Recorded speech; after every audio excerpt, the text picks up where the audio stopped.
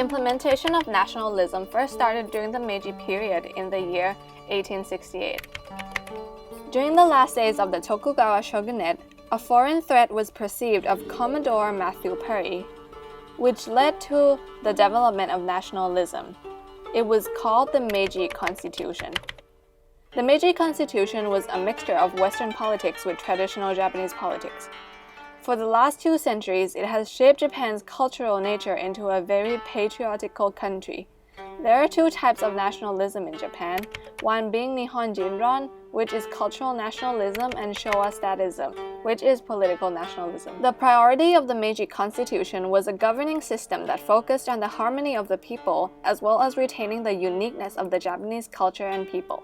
It was also meant to unite the people of Japan against a foreign threat, as well as to create an overall stronger nation. This constitution was the start of the Meiji Restoration. The first effect of Japan's nationalism was the economic growth.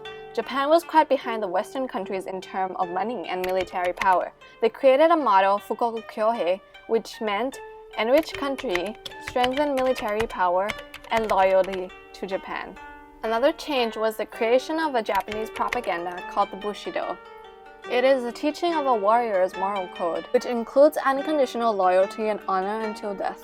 Soldiers and samurais were loyal to the point that they would rather kill themselves than give away information. Regular citizens were also taught to value their nation before anything else and taught military drills. The effect of Japan's nationalism was the Japanese philosophers' attempt to strengthen the people's ideals by introducing old national beliefs called kokugaku. This included the idea that Japan was a nation protected by the gods. Their nationalism did not stop them from learning from the West. For the best of the country, Yamaga Soko brought in the Western teachers and evolved the Japanese warriors into standard models of modern soldiers. How did Japan's nationalism affect its society during World War II? The way Japan was ruled changed.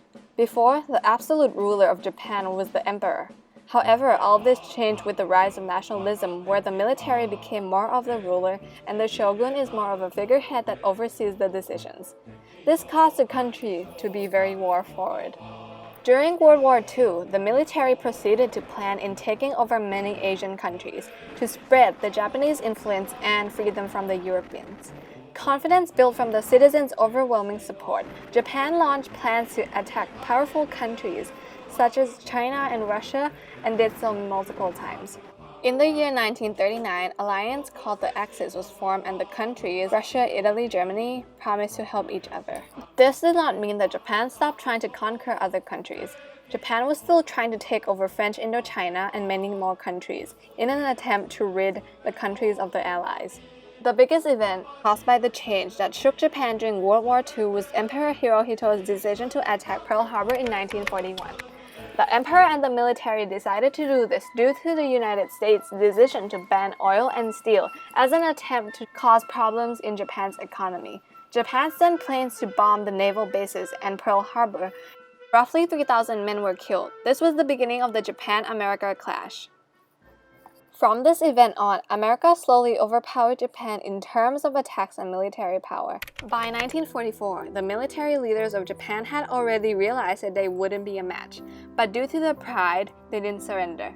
This led to the atomic bombing in Hiroshima and Nagasaki, which wiped out 90% of the city and immediately killed 200,000 people.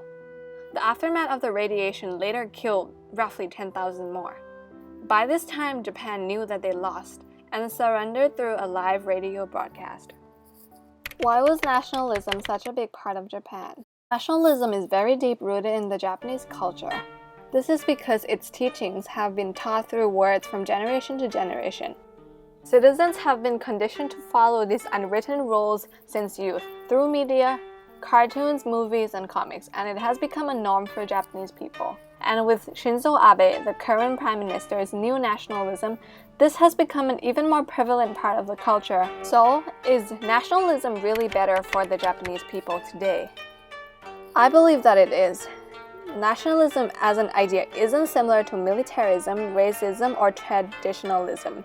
Nationalism is the idea of love for their nation and culture. Nationalism by itself brings no harm. Japan's culture is still strong today and has influenced many people. Today, there are Japanese restaurants and shops all over the world. The only reason that it is strong is because of nationalism. Japan is an organized country with organized citizens because of the teachings of nationalism.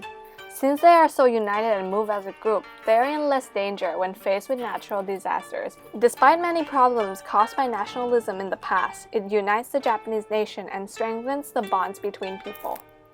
Which is why, in my opinion, nationalism is for the best.